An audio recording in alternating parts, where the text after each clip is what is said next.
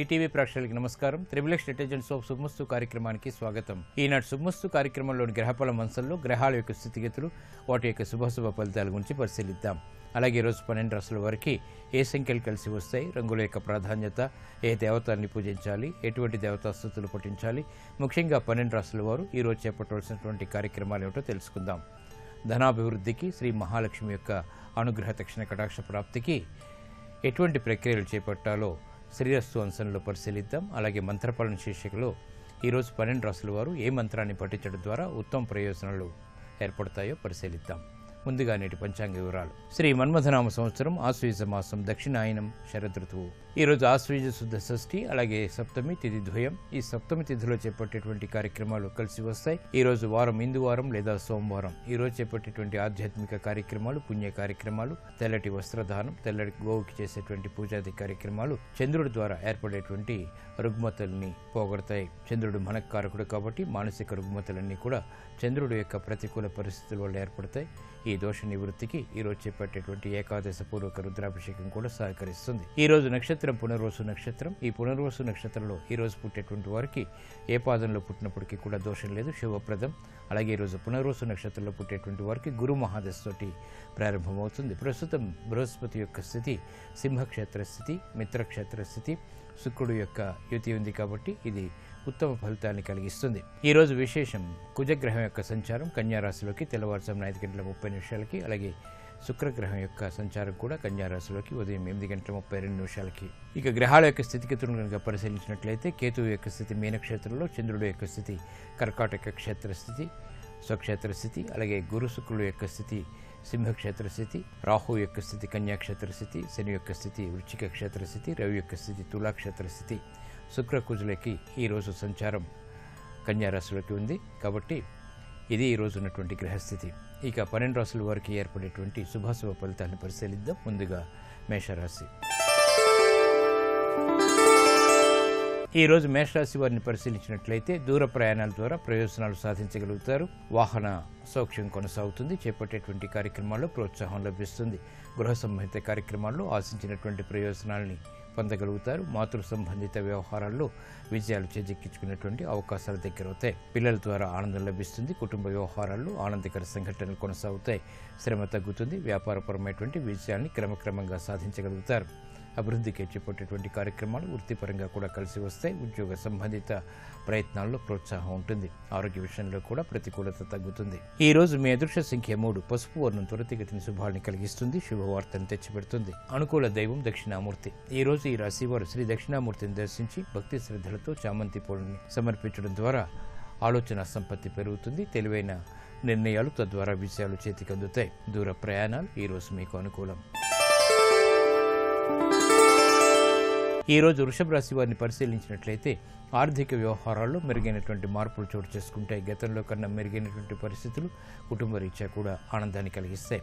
అభివృద్ధికి చేపట్టేటువంటి కార్యక్రమాలు ప్రోత్సాహాన్ని కలిగిస్తాయి.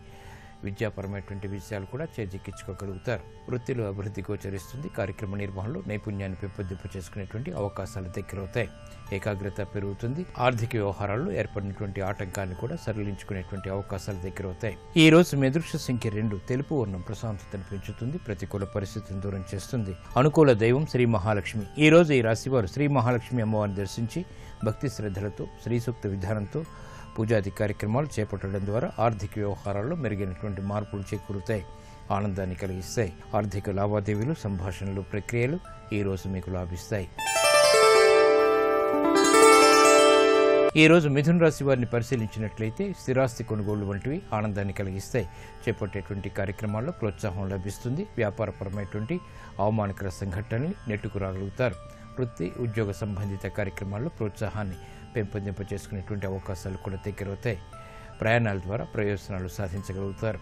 కుటుంబ సఖ్యతగా చేపట్టేటువంటి కార్యక్రమాలు కలిసి వస్తాయి. విదేశీ సంబంధిత లావాదేవీల్లో కూడా ఆశాజనకమైనటువంటి వాతావరణం కొనసాగుతుంది.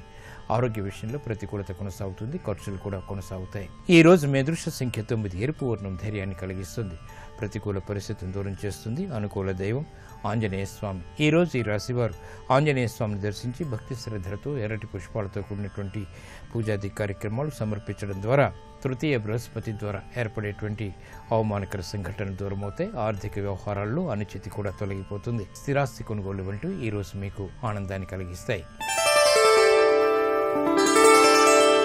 ఈ రోజు కర్కాటక రాశి వారిని పరిశీలించినట్లయితే అలంకరణకి ప్రాధాన్యతనిస్తారు. మాతృ సంబంధిత వ్యవహారాల్లో విజయాలు చేజిక్కించుకోగలుగుతారు. వైభవంతో కూడినటువంటి కార్యక్రమ నిర్వహణ తద్వారా విజయాలు చేతికందుతాయి. వృత్తి, వ్యాపార, ఉద్యోగ సంబంధిత కార్యక్రమాల్లో ఆర్థిక బలం పెరుగుతుంది. నూతన స్నేహాల ద్వారా లబ్ధి చేకూరుతుంది. కార్యక్రమ నిర్వహణలో ఏకాగ్రతను పెంపొందింపచేసుకోగలుగుతారు. పిల్లల విషయంలో శ్రద్ధ తప్పనిసరి. కుటుంబ వ్యవహారాల్లో ఏర్పడినటువంటి ప్రతికూల పరిస్థితులు ప్రబలమయ్యేటువంటి అవకాశాలు లేకపోలేదు. ఈ రోజు మీ అదృష్ట సంఖ్య 6. తెలుపు వర్ణం ప్రశాంతతను పెంచుతుంది. ప్రతికూల పరిస్థితిని దూరం చేస్తుంది. అనుకూల దైవం ఈశ్వరుడు. ఈ రోజు ఈ రాశి వారు శివాలయాన్ని దర్శించి బిల్వపత్రితో కూడిన చామంతులతో కూడినటువంటి పూజాది కార్యక్రమాలు భక్తి శ్రద్ధలతో నిర్వహించడం ద్వారా ఆర్థిక వ్యవహారాల్లో మెరుగైనటువంటి మార్పులు చోటు చేసుకుంటాయి. విదేశీ లావాదేవీలు, సంభాషణలు, ప్రక్రియలు ఈ రోజు మీకు లాభిస్తాయి. ఈ రోజు సింహరాశి వారిని పరిశీలించినట్లయితే వ్యాపార ఒప్పందాల ద్వారా ఆర్థిక వ్యవహారాల్లో బలాన్ని కూడగట్టుకోగలుగుతారు. వృత్తి, ఉద్యోగ సంబంధిత కార్యక్రమాల్లో ప్రోత్సాహాన్ని పెంపొందింపచేసుకునేటువంటి అవకాశాలు కూడా దగ్గరవుతాయి. స్నేహితుల ద్వారా లబ్ధి చేకూరుతుంది. గతంలో చేసినటువంటి పొరపాట్లను సవరించుకునేటువంటి అవకాశాలు దగ్గరవుతాయి. నష్టాలను భర్తీ చేసుకునేటువంటి కార్యక్రమ నిర్వహణ కొనసాగించగలుగుతారు. వ్యాపారపరమైనటువంటి కార్యక్రమాల్లో ఆచితూచి తీసుకునేటువంటి నిర్ణయాల ద్వారా ఆశించినటువంటి ప్రయోజనాలను పొందగలుగుతారు. స్త్రీలు శుభవార్తలు వింటారు. క్రీడా సంబంధిత వ్యవహారాల్లో విజయాలు చేకూరుతాయి. ఈ రోజు మీ అదృష్ట సంఖ్య 5. ఆకుపచ్చ వర్ణం రక్షణకి దోహదపడుతుంది. ప్రతికూల పరిస్థితిని దూరం చేస్తుంది. అనుకూల దైవం శ్రీ వెంకటేశ్వర స్వామి. ఈ రోజు ఈ రాశి వారు శ్రీ వెంకటేశ్వర స్వామిని దర్శించి భక్తి శ్రద్ధలతో పూజాది కార్యక్రమాలు నిర్వహించడం ద్వారా అభివృద్ధికి చేపట్టేటువంటి కార్యక్రమాల్లో విజయాలు సాధించగలుగుతారు. నూతన వ్యాపార ఒప్పందాలు ఈ రోజు మీకు లాభిస్తాయి. ఈ రోజు కన్యారాశి వారిని పరిశీలించినట్లయితే వ్యయం, ఆదాయం సమాంతరంగా ఉంటాయి. మానసిక ధైర్యం కలిగి ఉంటారు. అభివృద్ధికి చేపట్టేటువంటి కార్యక్రమాలు విదేశీ పరంగా కలిసి వస్తాయి. స్నేహితుల ద్వారా ఏర్పడినటువంటి ప్రతికూల పరిస్థితుల్ని సవరించుకునేటువంటి అవకాశాలు కూడా దగ్గరవుతాయి. మిత్రుల ద్వారా ఏర్పడినటువంటి ప్రతికూలత తగ్గుతుంది. వృత్తి, వ్యాపార, ఉద్యోగ సంబంధిత కార్యక్రమాల్లో ప్రోత్సాహాన్ని పెంపొందింపచేసుకోగలుగుతారు. నూతన కార్యక్రమాలకు శ్రీకారం చుట్టగలుగుతారు. ఆత్మవిశ్వాసం పెరుగుతుంది. స్థిరాస్తి విషయాల్లో అనుకూలతను పెంపొందింపచేసుకునేటువంటి అవకాశాలు కూడా దగ్గరవుతాయి. వ్యయాన్ని నియంత్రించలేకపోయినప్పటికీ ఆదాయాన్ని కూడగట్టుకునేటువంటి ప్రయత్నాల్లో ఫలితాలు పొందగలుగుతారు. ఈ రోజు మీ అదృష్ట సంఖ్య 3. పసుపు వర్ణం త్వరితగతిని శుభాన్ని కలిగిస్తుంది. శుభవార్తను తెచ్చిపెడుతుంది. అనుకూల దైవం దక్షిణామూర్తి. ఈ రోజు ఈ రాశి వారు శ్రీ దక్షిణామూర్తిని దర్శించి భక్తి శ్రద్ధలతో చామంతులతో కూడినటువంటి పూజాది కార్యక్రమాలు సమర్పించడం ద్వారా ఆలోచన దోషాలు తొలగిపోతాయి. ఆలోచన సంపత్తి పెరుగుతుంది. తద్వారా విషయాలు చేతికందుతాయి. ఆధ్యాత్మిక కార్యాలు, కార్యక్రమాలు ఈ రోజు మీకు లాభిస్తాయి. ఈ రోజు తులారాశి వారిని పరిశీలించినట్లయితే నైపుణ్యంతో కూడినటువంటి కార్యక్రమ నిర్వహణ వ్యాపారపరంగా కొనసాగించగలుగుతారు. విదేశీ సంబంధిత లావాదేవీలు కలిసి వస్తాయి. ప్రయాణాలు తద్వారా ప్రయోజనాలు సాధించగలుగుతారు. అభివృద్ధికి చేపట్టేటువంటి కార్యక్రమాల్లో ఆటంకాలను దూరం చేసుకునేటువంటి ప్రయత్నాలు బాగా కలిసి వస్తాయి. నూతన కార్యక్రమాన్ని గృహరీత్యా చేపట్టగలుగుతారు. వృత్తిలో అభివృద్ధికి చేపట్టేటువంటి కార్యక్రమాల్లో ప్రోత్సాహ సంబంధిత వార్తలు ఆనందాన్ని కలిగిస్తాయి. శుభ శకునాలు అన్ని రంగాల వారికి దగ్గరవుతాయి. ఆనందాన్ని కలిగిస్తాయి. ఈ రోజు మీ అదృష్ట సంఖ్య 6. తెలుపు వర్ణం ప్రశాంతతను పెంచుతుంది. ప్రతికూల పరిస్థితిని దూరం చేస్తుంది. అనుకూల దైవం శ్రీ మహావిష్ణువు. ఈ రోజు ఈ రాశి వారు శ్రీ మహావిష్ణువుని దర్శించి భక్తి శ్రద్ధలతో చామంతులతో కూడినటువంటి పూజాది కార్యక్రమాలు నిర్వహించడం ద్వారా విష్ణు సహస్రనామాన్ని భక్తి శ్రద్ధలతో పఠించడం ద్వారా శని ద్వారా ఏర్పడేటువంటి అతి ప్రతికూలత దూరం చేసుకోగలుగుతారు. ఆదాయాన్ని పెంపొందింపచేసుకోగలుగుతారు. విదేశీ ప్రయాణాలు, సంభాషణలు ఈ రోజు మీకు లాభిస్తాయి. ఈ రోజు వృశ్చిక రాశి వారిని పరిశీలించినట్లయితే ఆరోగ్య పరీక్షలు మేలును కలిగిస్తాయి. ఆరోగ్య ప్రతికూలత తగ్గుతుంది. నూతన కార్యక్రమాల్లో ప్రోత్సాహాన్ని పెంపొందింపచేసుకోగలుగుతారు. ఏర్పడినటువంటి అవమానకర సంఘటనల నుంచి బయటికి రాగలుగుతారు. నూతన ఉత్సాహం పెరుగుతుంది. వ్యాపార దక్షతను పెంపొందింపచేసుకునేటువంటి అవకాశాలు దగ్గరవుతాయి. పెట్టుబడుల ద్వారా ఏర్పడినటువంటి ప్రతికూల పరిస్థితులు కూడా తగ్గుతాయి. కార్యక్రమ నిర్వహణలో నైపుణ్యాన్ని పెంపొందింపచేసుకోగలుగుతారు. సాహస నిర్ణయాల ద్వారా ఏర్పడినటువంటి సమస్యలకు పరిష్కారాలు లభిస్తాయి. నూతన ఉత్సాహం ఉద్యోగపరంగా పెంపొందింపచేసుకునేటువంటి అవకాశాలు కూడా దగ్గరవుతాయి. ఆర్థిక వ్యవహారాల్లో జాగ్రత్తలు వహించాలి. ఆరోగ్య విషయంలో కూడా ఈ రోజు మీ అదృష్ట సంఖ్య 1. ఎరుపు వర్ణం ధైర్యాన్ని కలిగిస్తుంది. ప్రతికూల పరిస్థితుల్ని ఎదుర్కొనేటువంటి శక్తి సామర్థ్యాన్ని కలిగిస్తుంది. అనుకూల దైవం ఈశ్వరుడు. ఈ రోజు ఈ రాశి వారు శివాలయాన్ని దర్శించి భక్తి శ్రద్ధలతో ఆవు పాలతో కూడినటువంటి అభిషేకాది కార్యక్రమాలు నిర్వహించడం ద్వారా ఏలినాటి శని ద్వారా లేదా జన్మశని ద్వారా ఏర్పడేటువంటి ఈతి బాధలు కనుమరుగవుతాయి. ప్రశాంతత పెరుగుతుంది. నష్టాలు దూరమవుతాయి. ఆరోగ్య పరీక్షలు ఈ రోజు మీకు మేలును కలిగిస్తాయి. ఈ రోజు ధనుస్సు రాశి వారిని పరిశీలించినట్లయితే ఉద్యోగపరమైనటువంటి వ్యవహారాల్లో ఏర్పడినటువంటి సమస్యలకు పరిష్కారాలు పొందగలుగుతారు. జాప్యాలతో కూడినటువంటి విజయాలు ఏర్పడతాయి. కార్యక్రమ నిర్వహణలో నైపుణ్యం పెరుగుతుంది. అభివృద్ధికి చేపట్టేటువంటి కార్యక్రమాల్లో ఆటంకాలని దూరం చేసుకోగలుగుతారు. వ్యాపార దక్షత పెరుగుతుంది. కుటుంబ వ్యవహారాల్లో విభేదాలు తగ్గుతాయి. ప్రాధాన్యత పెరుగుతుంది. ప్రతి పనిలోనూ కూడా శ్రద్ధతో కూడినటువంటి కార్యక్రమ నిర్వహణ ద్వారా విజయాలు చేతికి అందుతాయి. వ్యాపారపరమైనటువంటి ఫలాల్ని దక్కించుకునేటువంటి అవకాశాలు దగ్గరవుతాయి. పెట్టుబడులు కలిసి వస్తాయి. నూతన అంశాలు గృహపరంగా ఆనందాన్ని కలిగిస్తాయి. శుభవార్తలు వింటారు. ఈ రోజు మీ అదృష్ట సంఖ్య 6. తెలుపు వర్ణం ప్రశాంతతను పెంచుతుంది. ప్రతికూల పరిస్థితులను దూరం చేస్తుంది. అనుకూల దైవం శ్రీ మహాలక్ష్మి. ఈ రోజు ఈ రాశి వారు శ్రీ మహాలక్ష్మి అమ్మవారిని దర్శించి భక్తి శ్రద్ధలతో తెల్లటి పుష్పాలతో కూడినటువంటి పూజాది కార్యక్రమాలు నిర్వహించడం ద్వారా వ్యయ శని ద్వారా ఏర్పడేటువంటి అతి వ్యయాన్ని నివారించుకోగలుగుతారు. ఆరోగ్య రక్షణ కూడా ఏర్పడుతుంది. నూతన స్నేహాలు ఈరోజు మీకు లాభిస్తాయి. ఆనందాన్ని కలిగిస్తాయి. ఈ రోజు మకర రాశి వారిని పరిశీలించినట్లయితే సంబంధ బాంధవ్యాలు మెరుగవుతాయి. నూతన ఉత్సాహం పెరుగుతుంది. కార్యక్రమ నిర్వహణలో ఏర్పడినటువంటి పొరపాట్లు సవరించుకునేటువంటి అవకాశాలు దగ్గరవుతాయి.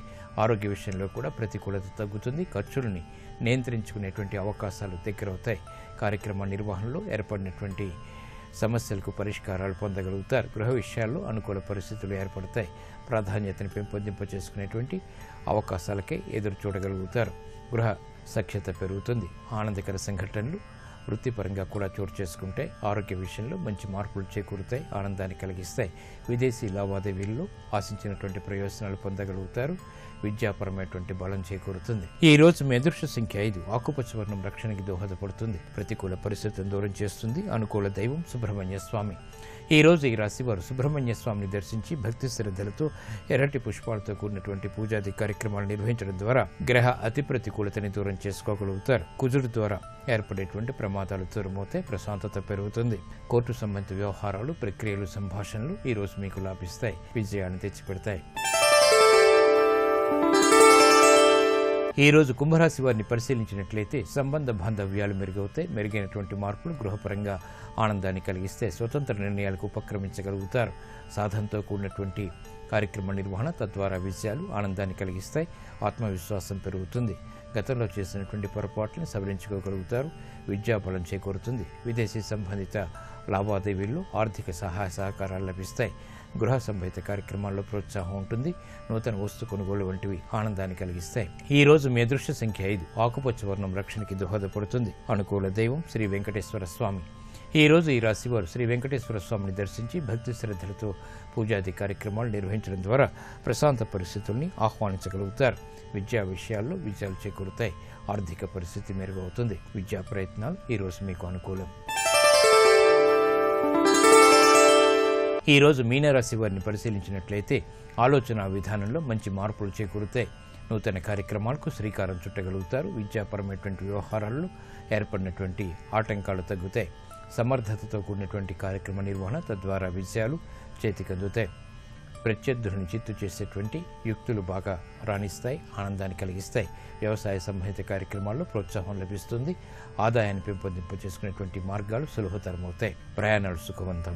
ఈ రోజు మీ అదృష్ట సంఖ్య 2. తెలుపు వర్ణం ప్రశాంతతను పెంచుతుంది. ప్రతికూల పరిస్థితిని దూరం చేస్తుంది. అనుకూల దైవం మహాగణపతి. ఈ రోజు ఈ రాశి వారు మహాగణపతిని దర్శించి భక్తి శ్రద్ధలతో పూజాది కార్యక్రమాలు, గణపతి ఉపనిషత్తు పఠనం వంటి కార్యక్రమాలు నిర్వహించడం ద్వారా విఘ్నాలు దూరమవుతాయి. గ్రహ అతి ప్రతికూలతని దూరం చేసుకోగలుగుతారు. ప్రశాంత పరిస్థితుల్ని ఆహ్వానించగలుగుతారు. వాహన కొనుగోలు వంటివి ఈ రోజు మీకు లాభిస్తాయి. శ్రీరస్తు శుభమస్తు. ఆర్థిక వ్యవహారాల్లో మెరుగైనటువంటి మార్పులు పొందటానికి, శ్రీ మహాలక్ష్మి యొక్క అనుగ్రహాన్ని పెంపొందింప చేసుకోవటానికి ఎటువంటి ప్రక్రియలు చేపట్టాలో శ్రీరస్తు అంశంలో పరిశీలిద్దాం. ధనాభివృద్ధిని స్థిరంగా పొందటానికి, వేగవంతమైన అనుకూల మార్పులు పెంపొందింపచేసుకోవటానికి కృష్ణపక్షంలోని మొదటి శనివారం నుండి ప్రారంభించి వరుసగా 7 శనివారాలు ఇల్లు లేదా వ్యాపార సంస్థల సింహద్వారం వద్ద ఆవ నూనెతో దీపం వెలిగించాలి. ఉదయం తర్వాత దీపంలో మిగిలిన నూనెను రావి చెట్టుకు అర్పించాలి. ఆర్థికపరమైనటువంటి వృద్ధి కొనసాగుతుంది. ఆర్థిక బలం వేగవంతంగా దగ్గరవుతుంది.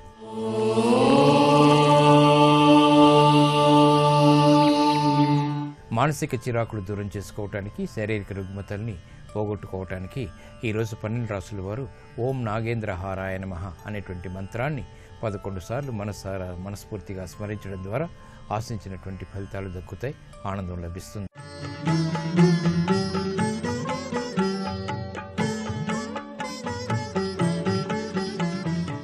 ఈటీవీ ప్రేక్షకులకు నమస్కారం. XXX డిటర్జెంట్ సోప్ శుభమస్తు కార్యక్రమంలో శుభనక్షత్ర వంశానికి స్వాగతం. సప్తమి సోమవారం, పునర్వసు నక్షత్రం, సాధ్యయోగం, విష్టికరణం 5 అంశాలలో 4 అంశాలు శుభప్రదంగా ఉన్నాయి. చంద్రభగవానుడి బలం పరిపూర్ణంగా సోమవారం ఉంటుంది. సూర్య భగవానుడి అనుగ్రహం సప్తమి తిథి ద్వారా ఏర్పడుతుంది. అలాగే పునర్వసు నక్షత్రం శ్రీరామ జన్మ నక్షత్రం కాబట్టి శ్రీరామచంద్రుడి యొక్క అనుగ్రహం పరిపూర్ణంగా ఉన్నది. సాధ్యయోగం ఎటువంటి కార్యాన్నైనా సిద్ధింపచేస్తుంది. ఈ 4 అంశాలు ఉన్నాయి కాబట్టి ఏ పని ప్రారంభించినా ఆ పనిలో విజయము, ఉత్సాహము, చైతన్యము పరిపూర్ణంగా ఉంటాయి. ఇక్కడ విష్టికరణం ఉన్నది కాబట్టి శివ ఆరాధన చేసి శివనామాన్ని, ఈశ్వరనామాన్ని మనసులో స్మరించి మహాదేవుడి యొక్క అనుగ్రహాన్ని పొంది కనుక బయలుదేరినట్లయితే పరిపూర్ణమైన విజయం వస్తుంది. ఎటువంటి కార్యక్రమానికైనా సహకరించేటటువంటి రోజుగా భాసిల్లుతోంది. రేపటి శుభ నక్షత్రాన్ని పరిశీలన చేస్తే అష్టమితో ఉన్నటువంటి మంగళవారం, పుష్యమి నక్షత్రము. ఈ 3 అంశాలని చూచినట్లయితే సుబ్రహ్మణ్య ఆరాధనకి, అలాగే నాగదోష నివారణకి చేసేటటువంటి ఏ పరిహారమైనా సరే రేపటి రోజున చేస్తే కలిసి వస్తుంది. అష్టమి ఉన్నది కాబట్టి అమ్మవారి ఆరాధన కూడా సహకరిస్తుంది. దుర్గామాత ఆరాధన చేస్తే సంతాన దోషం ఉన్న వాళ్ళకి సంతాన దోషం తొలగిపోతుంది. ఆలస్య వివాహ యోగం ఉన్న వాళ్ళకి శీఘ్ర వివాహ ప్రాప్తికై రేపటి రోజున కాత్యాయని వ్రతం చేసిన, అలాగే దుర్గా ఆరాధన చేసిన, సుబ్రహ్మణ్యేశ్వర స్వామి వారిని స్మరించిన కలిసి వస్తుంది. పుష్యమి నక్షత్రం ప్రధానంగా దేవగురువైనటువంటి బృహస్పతికి సంబంధించింది కాబట్టి బృహస్పతి మంత్రాన్ని స్మరణ చేసినట్లయితే ఉద్యోగంలో, వ్యాపారంలో చేసేటటువంటి అంశాల్లో ఎక్కువ నష్టాలు జరగకుండా ముందుకు వెళ్ళటానికి ఎంతగానో సహకరిస్తుంది. అదే క్రమంలో యోగకరణాలను పరిశీలన చేసినట్లయితే శుభయోగము, బాలవకరణం ఈ 2 ఉన్నాయి కాబట్టి దైవారాధనకి ఇవి ఎంతగానో సహకరిస్తాయి. తిథివార నక్షత్రాల్లో ఎక్కువగా దైవానికి సంబంధించినటువంటి అంశాలు ఇక్కడ సూచితమవుతున్నాయి కాబట్టి ఈ శుభయోగం దైవపరంగా రక్షిస్తుంది.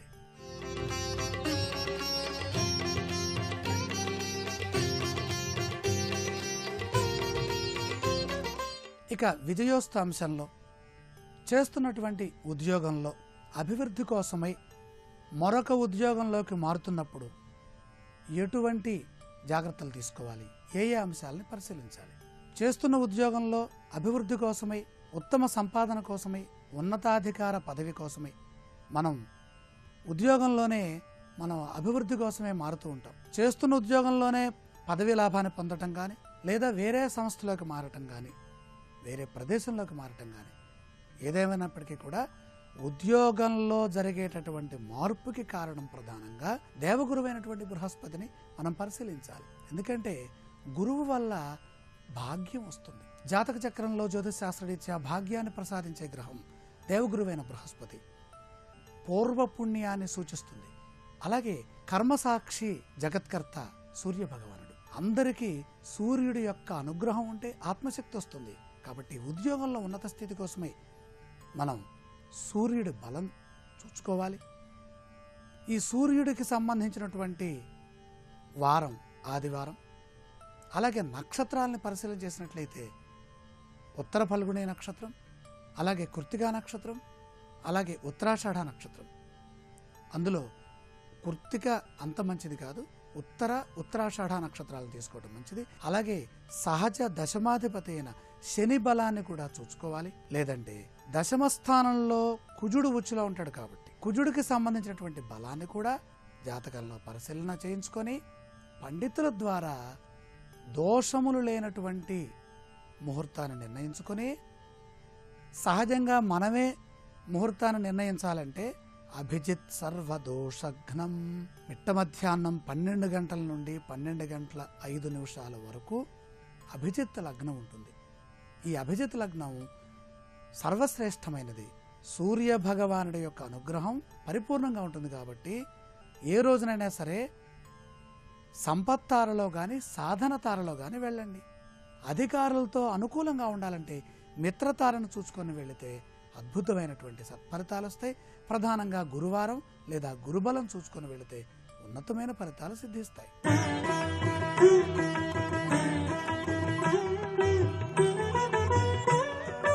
ఈటీవీ ప్రేక్షకులకు నమస్కారం. త్రిబుల్ ఎక్స్ డిటర్జెంట్ సోప్ శుభమస్తు కార్యక్రమంలో శుభయోగం శీర్షికకి స్వాగతం. ఈ శీర్షికన పరమేశ్వరుడి యొక్క అనుగ్రహాన్ని సులభంగా పొంది సకల కార్యాలలో జయాన్ని సిద్ధింపజేసుకోవటానికి ఎటువంటి సులభమైన విధి విధానాలతో పరమేశ్వరుణ్ణి పూజించాలో పరిశీలిద్దాం. దాంపత్యంలో అనుకూలత పొందాలంటే, దంపతుల మధ్య విభేదాలు తొలగింపజేసుకోవాలంటే పరమేశ్వరుడిని సోమవారం నాడు పసుపచ్చటి చామంతి పూలతో పూజించి శివాలయానికి వెళ్ళి శివాలయ ప్రాంగణంలో 400 గ్రాముల చక్కెర ఎవరికైనా దానంగా ఇవ్వాలి. ఇలా చేస్తే శివానుగ్రహం ద్వారా దాంపత్యంలో వచ్చే కలతల నుంచి చాలా సులభంగా బయటపడవచ్చు. అదేవిధంగా మానసిక అశాంతి ఎక్కువగా ఉన్న వాళ్ళు ఎవరైనా సరే, తరచుగా అనారోగ్య సమస్యలు కలుగుతున్న వాళ్ళు ఎవరైనా సరే, అనారోగ్య సమస్యల నివారణకు, మానసిక ప్రశాంతతకు పరమేశ్వరుడు ధ్యాన ముద్రలో ఉన్నటువంటి చిత్రపటానికి సోమవారం నాడు తెల్లటి పుష్పాలతో పూజ చేస్తూ ఓం బాలాంబికేశాయ నమః అని జపించుకోవాలి. ఓం బాలాంబికేశాయ నమః అని జపిస్తూ తెల్లటి పుష్పాలతో ధ్యాన ముద్రలో ఉన్న పరమేశ్వరుడి చిత్రపటానికి పూజ చేస్తే మానసిక అశాంతిని, అనారోగ్య సమస్యలను తొలగింపజేసుకోవచ్చు. అలాగే ఎవరైనా సరే సకల సంపదలు కలగాలంటే, సర్వ కార్యాలలో జయం పొందాలంటే ఒక నూతన వస్త్రాన్ని కొబ్బరి నీళ్లలో తడిపి దాన్ని ఆరబెట్టి ఆ వస్త్రంతో పరమేశ్వరుడి చిత్రపటం ముందు సోమవారం నాడు దీపాలు వెలిగించాలి. ఇలా చేస్తే ఈశ్వర అనుగ్రహం ద్వారా కార్యసిద్ధిని సులభంగా పొందవచ్చు. పరమేశ్వరుడికి పూజ చేస్తున్నప్పుడు సోమవారం నాడు యాలకులు, జాజికాయ, జాపత్రి, దాల్చిన చెక్క, లవంగాలు ఈ 5ంటిని 3 తమలపాకులలో పెట్టి ఆ తమలపాకులలో 2 ఒక్కలు ఉంచి పరమేశ్వరుడికి తాంబూలాన్ని సమర్పించాలి. ఇలా చేస్తే ఈశ్వర అనుగ్రహం ద్వారా తలపెట్టిన పనులన్నీ నిర్విఘ్నంగా పూర్తి చేసుకోవటానికి, సకల కార్యాలలో జయాన్ని పొందటానికి ఆస్కారం ఎంతగానో ఉంది. అలాగే సోమవారం నాడు పరమేశ్వరుడిని సంపెంగ పూలతో పూజిస్తూ ఓం చంద్రశేఖరాయ నమః అని జపించుకున్నట్లయితే కోరుకున్న ఉద్యోగం లభించడానికి, ఉద్యోగంలో స్థిరత్వాన్ని పొందటానికి అవకాశం ఎక్కువగా ఉంది. అంతఃశత్రు బాధలతో సతమతమైపోతున్న వాళ్ళు ఎవరైనా సరే సోమవారం నాడు పరమేశ్వరుని తుమ్మి పూలతో పూజించండి. తుమ్మి పూలతో పూజించి చిమ్మిల్ నివేదించి ప్రసాదంగా స్వీకరిస్తే శత్రు బాధల నుంచి చాలా సులభంగా బయటపడవచ్చు. అలాగే ఆకస్మిక ధనప్రాప్తిని పొందటానికి, రకరకాల మార్గాలలో ధన ఆదాయాన్ని పెంపొందింపజేసుకోవటానికి సోమవారం నాడు పరమేశ్వరుడిని తామర పూలతో పూజిస్తూ శ్రీ శివాయ మహాదేవాయ ఐశ్వర్యేశ్వరాయ నమః అని జపించుకోండి. శ్రీ శివాయ మహాదేవాయ ఐశ్వర్యేశ్వరాయ నమః అంటూ తామర పూలతో పరమేశ్వరుని పూజించినట్లయితే రకరకాల మార్గాలలో ధన ఆదాయాన్ని పెంపొందింపజేసుకోవచ్చు. అలాగే ఎవరైనా సరే సోమవారం నాడు శివలింగం మీద నవధాన్యాలు పోసినట్లయితే శివానుగ్రహం ద్వారా సర్వ కార్యాలలో జయాన్ని సిద్ధింపజేసుకోవటానికి, కార్యసిద్ధిని పొందటానికి అవకాశం ఎక్కువగా ఉంది. అలాగే ఎవరైనా సరే ఈశ్వరానుగ్రహాన్ని సులభంగా పొందాలంటే, ఉద్యోగంలో ప్రమోషన్లను సిద్ధింపజేసుకోవాలంటే, రాజకీయ రంగంలో విశేషంగా రాణించాలంటే రకరకాల పువ్వులు నీళ్ళలో వేసి ఆ నీటితో శివలింగానికి అభిషేకం చేయాలి. ఇలా చేస్తే శివానుగ్రహం ద్వారా ఉద్యోగంలో ప్రమోషన్లను పొంది రాజకీయ రంగంలో కూడా విశేషంగా రాణించవచ్చు. అదేవిధంగా కోరుకున్న వ్యక్తిని వివాహం చేసుకోవటం కోసం, నచ్చిన వ్యక్తిని జీవిత భాగస్వామిగా పొందటం కోసం పటిక బెల్లం పలుకులు నీళ్లలో వేసి ఆ నీళ్లు సోమవారం శివలింగం మీద పోయాలి. ఇలా చేస్తే కోరుకున్న వ్యక్తిని జీవిత భాగస్వామిగా పొందడానికి అవకాశం ఎక్కువగా ఉంది. అదేవిధంగా గృహంలో మహిళామణులు దీర్ఘ సుమంగళీ తత్వంతో విరాజిల్లాలంటే సోమవారం నాడు శివలింగం మీద ఉప్పు వేసి పరమేశ్వరుని పూజించాలి. శివలింగానికి ఉప్పు వేసి పూజ చేసినట్లయితే ఈశ్వరానుగ్రహం ద్వారా మహిళలు దీర్ఘ సుమంగళి తత్వంతో విరాజిల్లటానికి ఆస్కారం ఎంతగానో ఉంది. ఇంకా సులభమైన ప్రక్రియలతో పరమేశ్వరుని ఎటువంటి విధి విధానాలతో పూజించి సకల కార్యాలలో జయాన్ని పొందాలో వచ్చే సోమవారం శుభమస్తు కార్యక్రమంలో శుభయోగం శీర్షికన తెలుసుకుందాం. రేపటి శుభమస్తు కార్యక్రమంలో శుభయోగం శీర్షికన దృష్టి దోష నివారణకు దైనందిన జీవితంలో ఎటువంటి ప్రత్యేకమైన విధి విధానాలు పాటించాలో పరిశీలిద్దాం.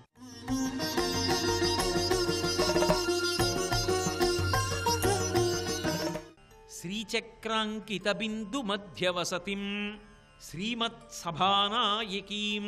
ఆవిడెవరు అంటే ఆవిడే శ్రీమత్ అంటే ఐశ్వర్యవంతమైనటువంటి సభకంతటికి కూడా ఆమె నాయకురాలు, ఆమె పరిపాలకురాలు. ఆమె వస్తోందనుకోండి, ఆ శ్రీయంత్రంలో శ్రీచక్రంలో ఉండేటటువంటి దేవతలు సమస్తమైనటువంటి దేవతలు పరిపాలకులుగా ఆమె ఆజ్ఞ కొరకు ఎదురు చూస్తూ ఇలా నిలబడి ఉంటారు చేతులు కట్టుకుని. వస్తుంది అమ్మగారు అని. అమ్మగారు వస్తారు. వస్తుంటే అలాగే నిలబడతారా, ఇలా అంటారా? అందరూ భయం. ఆవిడ నడిచి వస్తోందనుకోండి, ఆవిడ పట్టు చీరలోంచి ఇలా కుడిపాదం బయట పెట్టి లోపల నుంచి బయటికి రాగానే మొట్టమొదట సృష్టికర్త అయినటువంటి బ్రహ్మగారు నేల మీద పడి నమస్కారం చేస్తాడు. ఇప్పుడు ఆవిడ నడిచి వెడుతుంటే సౌందర్యలహరిలో శంకరాచార్యులు వారు చెప్తారు, చెలికెత్తెలు అమ్మ ఇది బ్రహ్మకిరీటం, ఇది విష్ణు కిరీటం, ఇది రుద్రకిరీటం, ఇది ఇంద్రకిరీటం, ఇది వరుణ కిరీటం. అమ్మ ఇందులో ఈ మణులు ఉన్నాయి, నీ పాదానికి ఉరుసుకుంటాయేమో, జాగ్రత్త సుమా అని చెప్తుంటే ఆవిడ టీవీగా నడుస్తుంటే ఈ కిరీటములలో ఉండేటటువంటి మణుల కాంతులు పాదముల మీద పడి స్ఫుట మకుట నీరాజిత పదాం, వాళ్ళ కిరీటములలోని మణుల కాంతుల చేత హారతులు ఇవ్వబడుతూ ఉంటుంది. రాజన్మత్త మరాళ మందగమనాం రాజీవ పత్రిక్షణాం రాజీవ ప్రభవాది దేవ మకుటై రాజత్పదాంభోరుహాం రాజీవాయతపత్రమండితకుచాం రాజాధిరాజేశ్వరీం శ్రీశైలస్థలవాసినీం భగవతీం శ్రీమాతరంభామయే. అది శంకర భగవత్పాదులే. రాజన్మత్తమరాళమందగమనాం, మెల్లమెల్లగా ఆవిడ ఠీవిగా నడిచొస్తుంటేట సభలోకి. రాజన్మత్తమరాళమందగమనాం రాజీవ పత్రేక్షణాం, తామర పువ్వుల్లాంటి కందులతో ఇలా ఇలా సభ వంక చూస్తూ ఆవిడ నడుస్తుంటే రాజీవాయత పత్రమండిత కుచాం, అంతేకాదుట రాజన్మత్తమరాళమందగమనాం రాజీవ పత్రేక్షణాం రాజీవ ప్రభవాది దేవ మకుటై రాజత్పదాంభోరుహాం. అంటే రాజీవం అంటే ఆ తామర పువ్వులోంచి పుట్టినటువంటి చతుర్ముఖ బ్రహ్మగారు తన 4 తెలకు పెట్టుకున్నటువంటి కిరీటములు నేలకి తగిలేటట్టుగా అటు ఇటు దొర్లుతుంటే ఆ కిరీటముల మించి వస్తున్నటువంటి మణుల యొక్క కాంతులతో కలిపి మిగిలిన వాళ్ళందరూ కూడా చేస్తున్నటువంటి నమస్కారముల వలన వాళ్ళ తలలకి పెట్టుకున్నటువంటి కిరీటములలోని మణుల యొక్క కాంతుల చేత నీరాజనములు ఇవ్వబడుతూ ప్రకాశిస్తున్నటువంటి పాదములు కలదానా. అంటే ఇప్పుడు ఆ సభలో ఎవరున్నారో అందరూ ఆమె అడుగు తీసి అడుగు వేస్తుంటే నేల మీద పడి నమస్కారం చేసి తమ కిరీటములలోని మణుల చేత ఆమె పాదములకు నీరాజనములు ఇస్తారు. కాబట్టి శ్రీమత్సభానాయికీం, ఆ తల్లి ఎవరు అంటే శ్రీమత్సభకి పరమ ఐశ్వర్యప్రదమైన సభ, లోకపాలకులందరూ అక్కడ ఉంటారు. అటువంటి దానికి ఆమె నాయకురాలు. శ్రీమత్సభానాయకీం అంతేనా? కాదు. శ్రీ అంటే కీర్తి, ఐశ్వర్యం. ఆ కీర్తి ఎక్కడుందో అక్కడ సమస్తమైన విభవములుంటాయి. ఆ కీర్తిని ఎవరికి ఆవిడ కట్టబెడుతుందో వాడు సభా పూజ్యత పొందుతాడు. జీవితంలో భగవదనుగ్రహం పరిపూర్ణంగా పొందినవాడైతే సభాపూజ్యుడవుతాడు. సభాపూజ్యుడు అన్న మాటకు అర్థం ఏంటంటే ఆయన వస్తున్నాడు అనుకోండి, అందరూ లేచి నిలబడతారు. ఆయన వస్తున్నారు, ఆయన అందరూ కింద కూర్చుంటే పైన కూర్చుని మాట్లాడతాడు, పైన కూర్చుని పాట పాడతాడు, పైన కూర్చుని వాద్యం రోగిస్తాడు, పైన కూర్చుని మంత్రపఠనం చేస్తాడు. అంటే సభలో ఆయన వస్తున్నాడు అనేటప్పటికి అందరూ లేచి నిలబడతారు. అలా ఎవరైనా జీవితంలో గౌరవింపబడితే అలా గౌరవింపబడడానికి కారణము ఎవరై ఉన్నారు అంటే ఆ తల్లి ఏదో ఒక విభూతిని ఆయన యందు కటాక్షించింది. అలా కటాక్షించింది కాబట్టే ఆయన సభాప్రవేశం చేసినప్పుడు మిగిలిన వారు నిలబడతారు. మిగిలిన వారంటే సభంతా లేచి నిలబడుతుంది. అందరూ అంత మర్యాద, అంత గౌరవాన్ని పాటిస్తారు. అంత గౌరవాన్ని, అంతమంది మన్ననని పొందడం అంటే అదేదో అధికారము చేత కాదు. ఆయనని గౌరవించాలని అంతమంది మనసులో పవిత్రమైన భావన పొందారు అంటే అది వాడి గొప్ప కాదు. వాడిలో అమ్మవారు ఏదో ఒక విభూతిని ప్రవేశపెట్టి నువ్వు బాగా నా గురించి మాట్లాడతావురా అని మాట్లాడగలిగిన శక్తిని కట్టబెట్టింది. నువ్వు నా గురించి పాడతావన్న శక్తి కట్టబెట్టింది. నువ్వు నా గురించి వాద్యం రోగిస్తావని కట్టబెట్టింది. నా గురించి మంత్రం చెప్తావని కట్టబెట్టింది. నాకు సంబంధించిన క్రతువు చేస్తావని కట్టబెట్టింది. ఈ విభూతులను కట్టబెట్టి ఆయన వస్తున్నప్పుడు సభలో అందరూ నిలబడేటట్టు చేస్తే అప్పుడు రంగస్థలం మీద ప్రకాశించి సభాపూజ్యతని పొందుతాడు. అందుకే చూడండి, మనకి కీర్తన ఉంటుంది, వరవీణా మృదుపాణి అన్న కీర్తన. అందులో చిట్ట చివరికి వచ్చేటప్పటికి ఎవరు ఆమె అంటే రంగనాయకి అంటారు. రంగస్థలమునకు నాయకి. ఆమె అనుగ్రహం ఎవరికి కలిగిందో వాడు రంగస్థలమునందు నాయకుడై సభా నిర్వహణ చేస్తాడు. సభాభ్య సభాపతిభ్యశ్చ ఓ నమో నమో, వాడు సభాపతి అయి సభా నిర్వహణ చేస్తాడు. కాబట్టి అమ్మా శ్రీమత్సభానాయకీం, అందుకే ఈ శ్లోకం దగ్గరికి వచ్చేటప్పటికి శ్రీకారం బాగా తిప్పుతున్నారు శంకర భగవత్పాదులు. కాబట్టి అంత గొప్ప తల్లివి. అంతేనా? కాదు, ఆమె యందు ఒక గొప్ప విశేషం ఉంది. విభూతినిస్తుంది. విభూతినిచ్చి ఒక పరిశీలనం చేస్తూ ఉంటుంది. ఆ విభూతి చేత ఇంతమంది నన్ను గౌరవిస్తున్నారు, ఇంతమంది నన్ను పొగుడుతున్నారు, ఇంతమందికి నేను తెలుసు. అదొకటి అహంకారానికి పెద్ద కారణం తెలుసా అండి. కానీ ఆవిడేం చేస్తూ ఉంటుందంటే పరిశీలిస్తూ ఉంటుంది. హృల్లేఖ కదా ఇక్కడే కదా ఉంటుంది. అందుకే ముందే చెప్పారు, భువనేశ్వరి బీజాక్షరం చెప్పారు, హ్రీంకార మంత్రోజ్వలాం. ఈ పటుత్వం అంతా ఎక్కడిది? ఆవిడిది. ఆ పటుత్వం నాది అన్నాడు అనుకోండి, నాది అనగానే ఏమవుతుందో తెలుసా? ఆవిడ మించి దృష్టి ఇంకొక దాని మీదకి పోతుంది. అలా పోగానే ఆవిడ ఏం చేస్తుందంటే నీ స్థానం ఏమిటో నీకు చూపించి దిద్దుతుంది. పాడు చేసేది దిద్దుతుంది. దిద్ది ఒళ్ళు దగ్గర పెట్టుకునేటట్టు చేస్తుంది. ఇది మధురైలో చేసింది. అందుకే శంకరాచార్యులు వారు ఇందులో మాట్లాడుతున్న ప్రతి మాట వెనక మధురైలో జరిగినటువంటి అద్భుతాలు ఉన్నాయి. ఒకానొకప్పుడు మహానుభావుడు, మహాభక్తి తత్పరుడైనటువంటి గాయకుడు ఒక ఆయన ఉంటుండేవాడు, పానవట్టరాన్ అని చెప్పి. ఆయన ఒకానొకప్పుడు యమైనాథన్ అనబడేటటువంటి వ్యక్తి అహంకారంతో వచ్చి పాట పాడుతుంటే, ఆయన పరమభక్తితో వచ్చి పాట పాడడానికి వస్తే శివుడే కట్టెల మోపు పట్టుకుని వెళ్ళి పాట పాడితే ఆయన భయపడిపోయి ఇంకా అసలు కచేరీకే రావడం మానేశాడు. ఆయన ఎంత భక్తి తత్పరుడంటే ఆయనకి ఒళ్ళుపై తెలిసేది కాదు. శంకరుడి దగ్గరికి వెళ్ళి నిలబడి ఆ శివలింగం వంక చూసేటప్పటికీ, నేను మధురైలో శివాలయంలోకి ఎడుతున్నాను, మీనాక్షి అమ్మవారి దగ్గరికి ఎడుతున్నాను అనేటప్పటికే ఓ పొంగు లోపల. ఎంత సంతోషం! పిల్లలు చూడండి, సర్కస్కి తీసుకెడతానంటే ఇంకా ఒరే స్నానం చేయండి సర్కస్ కడదాం అంటే స్నానం చేయడం దగ్గర నుంచే సంతోషం వాళ్ళకి. నాన్నగారండి సర్కస్లో పుల్లు ఉంటుందా, అది ఉంటుందా, ఇది ఉంటుందా అని ఒళ్ళు తుడుస్తుంటే, వాడికి నీళ్లు పోసేస్తుంటే వాడు తక్కువ ఏడిచి గబగబా తుడిపించి అమ్మ బట్టలేసేయి అని ముందే వెళ్ళిపోయి వీధిలో వచ్చి నాన్నగారండి రండి అంటాడు. ఏదో వాడికి తెలిసినట్టు ఆ కాలం విలువ. అలా వెడుతున్నాను గుళ్ళో కంటే పొంగిపోయి పాట పాడుతుండేవాడు. ఒకప్పుడు ఆయన గొప్పతనం ఏమిటో చూపించాలనుకో, అది భగవంతుని యొక్క లక్షణం. ఒక్కొక్కసారి ఏం చేస్తాడంటే అదో చమత్కారం. నా భక్తుడి వైభవం ఏమిటో మీకేం తెలిసిన బూడిదే, మీకు చూపిస్తాను చూడు, మీరు ఏం చేయండి, వాడు అలాగే ఉంటాడు, భక్తితో అని చూపించాలనుకుంటాడు. బ్రహ్మాండమైన వర్షం కురిపించాడు, ఉరుములు, పిడుగులు, మెరుపులు, ఆయనకేం స్పర్శ లేదు. సంతోషంగా పాట పాడుకుంటూ వెళ్ళిపోతున్నాడు గుడిలోకి. ఆ వెళ్ళిపోవడంలో ఏమైపోయిందంటే అంత కుండపోత వర్షం పడిపోయిందేమో, విపరీతమైనటువంటి నీరు వచ్చేసి బురద వచ్చేసి అందులో తొడల వరకు మునిగిపోయాడు. బలవంతంగా కాలు పీక్కుంటున్నాడు, పాట పాడుతున్నాడు తప్ప, అయ్యో నేను ఇంత బురదలో ఇరుక్కుపోయాను, అందరూ ఇళ్లల్లోకి వెళ్ళిపోయారు, ఇంత వర్షం పడుతోంది, ఆయనకి స్పృహలో లేదు. ఆయనకి లోపల మీనాక్షి సోమసుందరుడు ఇద్దరూ కనపడుతున్నారు, పరవశించి పాడుకుంటున్నాడు. పరమేశ్వరుడు చూశాడు, అయ్యయ్యయ్యయ్యో ఎంత కష్టపడిపోతున్నాడు రా నా గురించి పాడుకోవడంలో ఆ సమాధి స్థితిలోని. ఒక బంగారు వేదిక ఒకటి నిర్మాణం చేసి తీసుకెళ్ళి ఆ బురదలో అక్కడ వేసి దాని మీదకి ఎక్కించి దాని మీద నిలబడి పాడరా అని ఆ బంగారు వేదిక మీద పాట పాడించాడు. తన భక్తుణ్ణి తాను కాపాడుకుంటాడు. ఒకప్పుడు ఆయనకి ఏది ఇచ్చినా వెంటనే ఎవరికో ఇచ్చేసేవాడు తప్ప ఇది నేను దాచుకుందామన్న అలవాటు ఆయనకి లేదు. కాబట్టి నేను వ్యక్తిగతంగా పేదవాడిని అయిపోతున్నానా అన్న బాధ ఆయనకి ఏం లేదు. పాపం పాండ్యరాజు చాలా బహుమతులు ఇస్తుండేవాడు, చిట్ట చివరికి శంకరుడు చూసి చూసి ఏం చేశాడంటే ఆయన కోసం దొంగతనం చేయడం మొదలుపెట్టాడు. నమ చోరాయచ, ప్రభువుకి తెలియకుండా ప్రభువు యొక్క కోశాగారంలోకి వెళ్ళి డబ్బు తెచ్చి ఈయనకి ఇస్తుండేవాడు. ఎందుకని? తన భక్తుడి కోసం తానే దొంగతనం చేయడం మొదలుపెట్టాడు శంకరుడు. ఎంత ఇచ్చినా ఉంచుకోలే, తను తింటాడు, 10 మందికి పెట్టేస్తాడు. ఎలా? అందుకని చూసి చూసి ఏం చేశాడంటే, ఇంకా నా వల్ల కాదు, ఎన్నాళ్ళు ఇలా దొంగతనం చేస్తాను తెలిసిపోతుంది, ఎప్పుడప్పుడు కోశాగారంలో పాపం ఏ అమాయకుండా పట్టుకుంటారు, ఎందుకు వచ్చిన కూడా అని ఓ ఉత్తరం రాసి ఇచ్చాడు. ఇచ్చి, నువ్వు చేరరాజు దగ్గరికి వెళ్ళరా, నీకు రికమెండేషన్ లెటర్ ఇచ్చాను, నువ్వు నా భక్తుడు అని, నీకు డబ్బు ఇస్తాడు, అక్కడికి పో అన్నాడు. ఓ రోజు నిద్రపోతున్నాడు ఈ మహానుభావుడు పాణివట్టరాన్.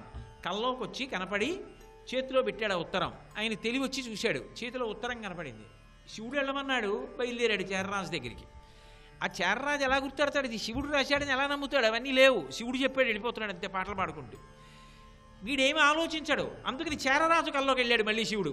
ఉరే వస్తున్నాడు, అక్కడి నుంచి పాణివట్టరాన్ని వస్తున్నాడు, అరణ్య మార్గం దాటుతున్నాడు, నువ్వు పల్లకి పంపించి తీసుకురా, నా బంటు, నా భక్తుడు, కావలసినంత డబ్బి అన్నాడు. అయ్య బాబోయ్, ఏకంగా శివుడే ఉత్తరం రాసిచ్చాడు, రా పల్లకి పట్టుకెళ్ళండి అని గుర్తులు చెప్పాడు. పాట పాడుకుంటూ వస్తున్నాడు, పల్లకి ఎక్కించి తీసుకొచ్చారు. ఇంత ఇస్తానం లేదు చేరరాజు. కోశాగారం దగ్గరికి వెళ్ళి తలుపులు తీసి, అయ్యా ఇదంతా మీదే, మీకు ఇదంతా కావాలంటే పడుకోండి, ఇంకా కావాలంటే చెప్పండి తెస్తానన్నాడు. ఆయన కోశాగారం వంక చూసి, ఇంత నాకు ఎందుకు కానండి, నాకు ఇంత చాలని, ఏదో కొద్దిగా డబ్బు తీసుకెళ్ళి నాకు, నన్ను నమ్ముకున్న వాళ్ళకి ఉత్సవాలు చేయడానికి ఇవి సరిపోతాయని ఏదో కొంత డబ్బు పట్టుకుని ఆ డబ్బు పట్టుకుని వెళ్ళిపోయాడు. అంతటి మహాభక్తుడు. ఆ పాణివట్టరానికి ఒక భార్య ఉండేది. పాపం ఆవిడ కూడా ఎంత భక్తి తత్పరురాలో. ఆవిడ మాట్లాడుతున్నా, ఆవిడ పాడుతున్నా భక్తి అంత గొప్పగా ఉండేది. ఆ రోజులలో రాజరాజ పాండ్యన్నే పరిపాలన చేస్తున్నాడు, కానీ ఇంకా కొత్తగా అధికారంలోకి వచ్చాడు, యవ్వనంలో ఉన్నాడు. ఆయనకు ఒక చిన్న ఆ దోషం ఉండేది. కొంచెం అందగత్తెలైనటువంటి స్త్రీలు కనపడితే వశపడిపోయేవాడు. ఆయనకున్నటువంటి ఈ బలహీనతని గుర్తించి రాజ్యంలో ఒక నర్తకీమణి, ఆమె విదుషీమణి, బాగా అన్ని విషయాలు తెలుసు, ఆవిడ ఆయన్ని వశపరుచుకుని తన కోరికలన్నీ ఆయన ద్వారా తీర్చుకుంటూ ఉండేది. రాజు ద్వారా ఉత్తర్వులు ఇప్పిస్తూ ఉండేది. ఆమెకి అతిశయం, అహంకారం, రాజు నా చేతిలో ఉన్నాడని.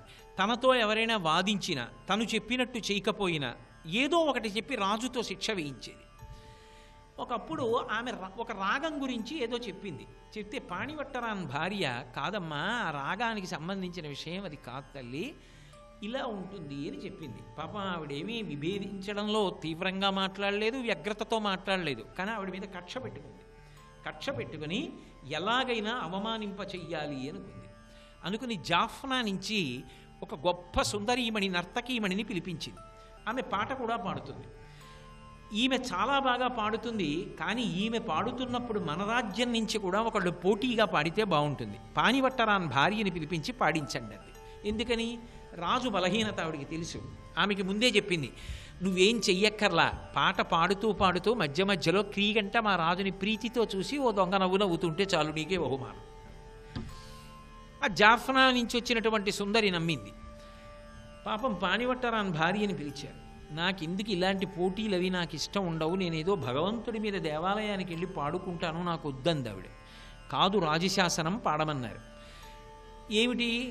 ఓడిపోయిన వాళ్ళు ఎవరుంటారో వాళ్ళు గెలిచిన వాళ్ళని మెడ మీద ఎక్కించుకుని భుజాల మీద మొయ్యాలి, అది నియమం. నిజానికి జాఫ్నా నుంచి వచ్చిన ఆవిడ పాట పాడుతూ క్రీగంట రాజుని చూసి నవ్వుతుంటే రాజు వశపడిపోయి మురిసిపోయాడు. పాణివట్టరాన్ భార్య పరమశుద్ధంగా అపారమైన భక్తితో పాట పాడింది. సర్వం శ్రీ ఉమామహేశ్వర పరబ్రహ్మార్పణమస్తు. స్వస్తి. మధురై క్షేత్రంలో ఉన్న విశేషం ఏమిటి అంటే, ఆమె సభానాయకీ స్వరూపంలో ఉండి ఎవరు సభాపూజ్యతని పొంది ఉంటారో అటువంటి వారి భక్తిని ప్రధానం చేసుకుని, వారు తమ యొక్క విభవానికి కారణం భగవంతుడు అని గుర్తుపెట్టుకున్న వాళ్ళు ఎవరుంటారో వాళ్ళ యొక్క కీర్తిని, వాళ్ళ మర్యాదని ఎప్పుడూ కాపాడుతుంటుంది.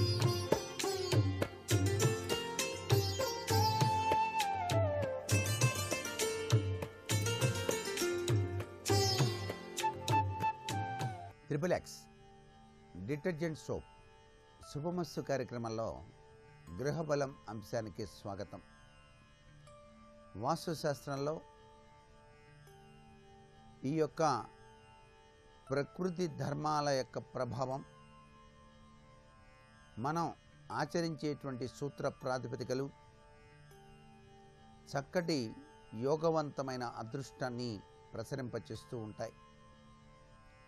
వాస్తు నియమాల్ని ఎవరైతే పాటించి దాని రీత్యా గృహాన్ని నిర్మాణం చేసుకొని దానిలో నివసిస్తారో వారి జీవితం సంపూర్ణ ఫలప్రదంగా కొనసాగటానికి ఆస్కారం ఎక్కువగా కనిపిస్తుంది. నిద్రలేమి అనేటువంటిది ముఖ్యమైనటువంటి సమస్య. నిద్ర కనుక పట్టకపోయినట్లయితే చాలా అనారోగ్యాలు సంభవిస్తాయి. ఈ యొక్క నిద్రకు నాంది వాక్యం పలికేటువంటి దిశ నైరుతి దిశే. నైరుతి దిశలో దక్షిణం వైపు తలగడ ఉంచుకొని నిద్రించడం శుభదాయకవంతమైన ప్రభావాన్ని ఇస్తుంది. అలా కుదరని పక్షాన తూర్పు వైపు తలగడ ఉంచి నిద్రించడం కూడా శుభదాయకవంతమైన ప్రభావాన్ని ఇస్తుంది. ప్రకృతి ధర్మసూత్ర ప్రకారంగా ఉత్తర దిశలో గనక తలగడ పెట్టినట్లయితే అయస్కాంత శక్తి ప్రభావరీత్యా ఆయుక్షీణం అవటానికి ఆస్కారం ఉన్నదని శాస్త్రం. అందుచేత ఎవరు ఎప్పుడు ఎక్కడ నిద్రించినా దక్షిణం తూర్పు దిశలో ప్రముఖ స్థానాన్ని వహిస్తున్నాయి. కుదరని పక్షాన పడమర వైపు కూడా తలగడ పెట్టుకొని నిద్రించవచ్చు అని కూడా వాస్తుశాస్త్రం మనకు తెలియజేస్తోంది. నైరుతిలో భీమ్ లేక దూలం కింద పడుకొని నిద్రిస్తే రకరకాలైనటువంటి అనారోగ్య లక్షణాలు దాపురిస్తాయి. ఎప్పుడూ కూడా భీముల కింద నిద్రించకూడదు. తల మీద భీము గనక ఉంటే తలనొప్పి వస్తుంది. పొట్ట మీద ఉంటే ఉదర వికారాలు సంభవిస్తాయి. కాళ్ళ దగ్గర భీము ఉంటే కాలికి సంబంధించిన కాళ్ళ వాపులు రావడానికి ఆస్కారం ఉంటుంది. అందుచేత భీములు అనేటువంటివి ముఖ్యంగా గమనార్హం. చదువుకునేటువంటి పిల్లలు కూడా భీముల కింద కూర్చొని చదువుకుంటే చదువు రాదు, మరచిపోవటం జరుగుతుంది. పూర్తిగా విజ్ఞానం రాకుండా ఉంటుంది. కాబట్టి భీము కింద కూర్చొని చదువుకోకూడదు అనే విషయాన్ని కూడా గుర్తెరగాలి. భీము కనపడకుండా మూసివేయించిన లేక భీముకు కానీ వెదురుతో చేసినటువంటి 2 పిల్లన గ్రోవులు వేలాడదీసిన భీము వలన వచ్చేటువంటి దోషాలని తొలగించుకోవటానికి వాస్తుశాస్త్రరీత్యా అవకాశం ఎంతగానో ఉంది. మా ఇంట్లో పడుకోవటానికి చోటు లేదండి, భీము కిందనే పడుకోవాల్సి వస్తుంది, మరి ఏం చేయమంటారు అంటే పిల్లన గ్రోవులు 2 ఈ ఆకృతిలో ఉంచి ఎరుపు రంగు రిబ్బన్తో ఆ భీముకు కట్టండి. అప్పుడు మీరు నిద్రించవచ్చు. ఆ దోషాన్ని నుంచి మీరు బయలుపడటానికి ఆస్కారం ఉంటుంది. తూర్పు లేక ఉత్తరం వైపు గోడలకు పరుపులు కానీ మంచాలు కానీ ఆంచి పక్కలు ఏర్పాటు చేసుకుంటే ఆరోగ్యకరమైనటువంటి ఇబ్బందులు తలెత్తుతాయి. ఆ పక్కే కదా, ఏముంది, ఎత్తి పెట్టడమే కదా అని చెప్పేసి మంచాలు ఎత్తి పెడుతూ ఉంటారు చాలామంది. ఇప్పుడంటే ఎక్కువగా కదిలించని మంచాలు వచ్చినాయి. చాలా కాలం ఈ యొక్క మంచాల విషయంలో ఎత్తిపెట్టేటువంటి మంచాలే ఎక్కువగా కనిపిస్తూ ఉంటాయి. ఈ ఎత్తిపెట్టేటువంటి విషయంలో కూడాను తూర్పు గోడ వైపు కానీ ఉత్తర గోడ వైపు కానీ గోడలకు ఆనించి మాత్రం ఎటువంటి పరిస్థితుల్లో మంచాలు పెట్టకూడదు. తలగడ వైపుకు సరిగ్గా ఎదుటి భాగంలో గోడకు అద్దం బిగించకూడదు. ఇది చాలా ముఖ్యమైనటువంటి విషయం వాస్తుశాస్త్రంలో. చాలామంది అద్దాలు బిగించుకుంటూ ఉంటారు తమ యొక్క బెడ్రూమ్స్లో. అందుచేత తలగడ వైపుకు సరిగ్గా ఎదుటి భాగంలో గోడకి అంటే ఎదురుగా అద్దం మాత్రం ఉండకూడదు. ఇప్పుడు తలగడ తూర్పు వైపు పెట్టుకొని పడుకున్నారనుకోండి, ఎదురుగా ఏముంటుంది? పడమర దిశ ఉంటుంది. ఆ పడమర వైపు ఈ తలగడకి ఎదురుగా అద్దం ఉండకూడదు. అలాగే దక్షిణం వైపు పడుకున్నారు, దక్షిణ వైపు పడుకున్నప్పుడు ఎదురుగా ఏముంటుంది? ఉత్తర దిశ ఉంటుంది. ఆ ఉత్తర దిశ గోడకి అద్దం ఉండకూడదు. అదేంటండి? ప్రతి ఇంట్లో కూడా గోడలకి ఉత్తర ఈశాన్యం, తూర్పు ఈశాన్యం అద్దాలు అమరిస్తే చాలా లాభం అన్నారు కదా అంటే అది వాస్తుశాస్త్రరీత్యా చాలా మంచిదే. కానీ మీరు పడుకునేటువంటి పడక గదిలో మీ యొక్క తలగడకు ఎదురుగా అద్దం మాత్రం ఉండకూడదు. ఇది మాత్రం గుర్తుపెట్టుకోవాలి. మనం ఎల్లప్పుడూ శిరస్సును దక్షిణ దిశలో ఉంచి పడుకోవటం అత్యుత్తమ వాస్తు విషయంగా గ్రహించాలి. అనారోగ్యవంతులు ఉత్తర దిశగా కూర్చోబెట్టి మందులు గనక వేస్తే వాటి ధర్మాలు చాలా చక్కగా పనిచేసి త్వరగా ఆరోగ్యం చేకూరుతుంది. మీ ఇంట్లో ఎవరికైనా అనారోగ్యం సంభవిస్తే ఉత్తరం తిరిగి మందు వేసుకోమని చెప్పండి. మందు బిళ్ళలు వేసుకునే వాళ్ళు ఉత్తరం తిరిగి మందులు వేసుకుంటే త్వరగా మందులు పనిచేసి స్వస్థత చేకూరుతుంది సుమా.